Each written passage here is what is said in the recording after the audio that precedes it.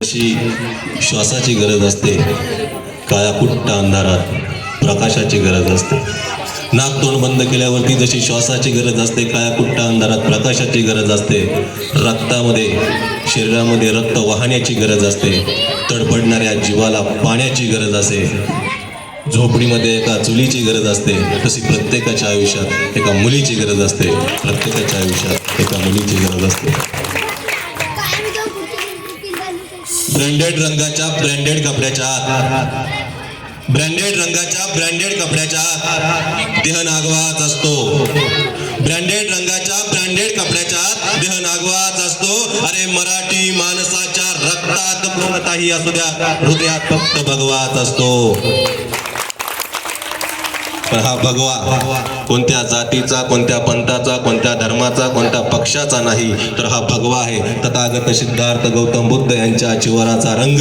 हा भगवा आहे वारकरी संप्रदायाची पताका, आणि हा भगवा आहे छत्रपती शिवाजी महाराजांच्या स्वराज्याचं प्रतीक. त्या भगव्याला सर्वप्रथम आपण सर्वांनी वंदन केलं पाहिजे, कारण ही भगवी पताका ज्या स्वाभिमानाने उंचावरती डोलत आहे, त्याचं एकमेव कारण म्हणजे राजमाता जिजाऊ यांचे संस्कार. आणि आज जागतिक महिला दिन आहे. खऱ्या अर्थाने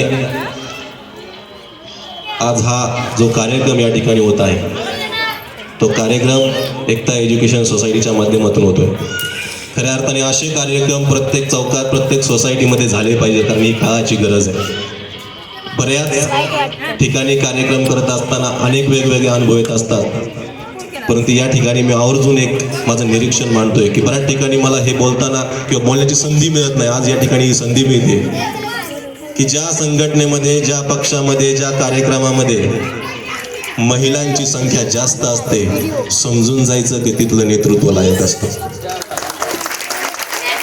आज या ठिकाणी महिलांची संख्या जास्त आहे, तर 100% मला खात्री पटली की या वार्डात काम करणारे नगरसेवक असतील, आजी माझी, किंवा इथले नेतृत्व असतील, किंवा एकता एज्युकेशन सोसायटीचे आमचे पावडे सर असतील, यांनी काम एकदम तळागाळापासून इमानदारीने केलेलं आहे. कारण जी महिला